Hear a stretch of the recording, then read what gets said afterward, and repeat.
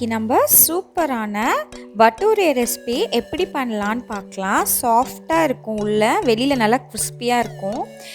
இது எப்படி பண்ணலான்னு பார்க்கலாம் வாங்க. அதுக்கு தேவையானது என்னென்னா, ஃபஸ்ட்டு ஒரு மிக்சிங் பவுல் எடுத்துக்கோங்க. அதில் 2 கப் அளவுக்கு மைதா மாவு எடுத்திருக்கேன்.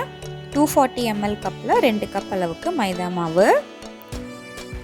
இப்போ அது கூட 1/4 கப் அளவுக்கு ஃப்ரெஷ் தயிர் ஆட் பண்ணியிருக்கேன். 1 டேபிள் ஸ்பூன் அளவுக்கு சுகர்,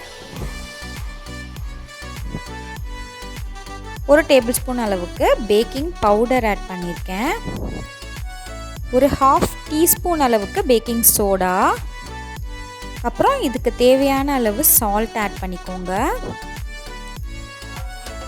ஒரு 2 டேபிள் ஸ்பூன் அளவுக்கு ஆயில் ஆட் பண்ணியிருக்கேன். இப்போ இதை எல்லாத்தையுமே ஃபஸ்ட்டு நல்லா மிக்ஸ் பண்ணிக்கலாம்.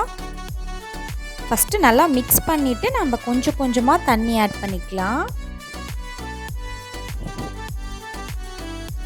இப்போ நான் அந்த தயிர் எடுத்த கப்லேயே அலம்பிட்டு அந்த தண்ணியை ஆட் பண்ணிக்கிறேன். கொஞ்சம் கொஞ்சமாக ஆட் பண்ணிவிட்டு நல்லா சாஃப்டான ஒரு டவ் வர வரைக்கும் நல்லா பிசைஞ்சு எடுத்துக்கலாம்.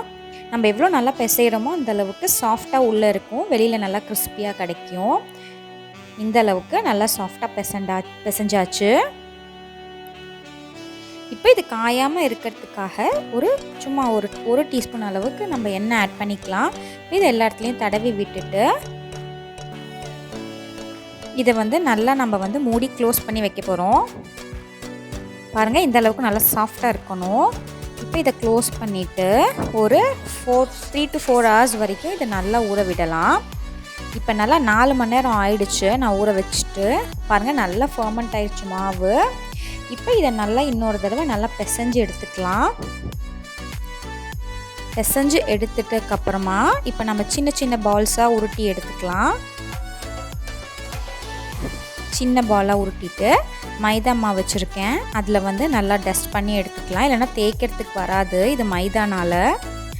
ஃபஸ்ட்டு கையால் நல்லா தடவிட்டு ஜென்டிலாக ரோல் பண்ணுங்கள். ஜென்டிலாக ரோல் பண்ணிக்கலாம். ஷேப்பை பற்றி நம்மளுக்கு பிரச்சனை இல்லை.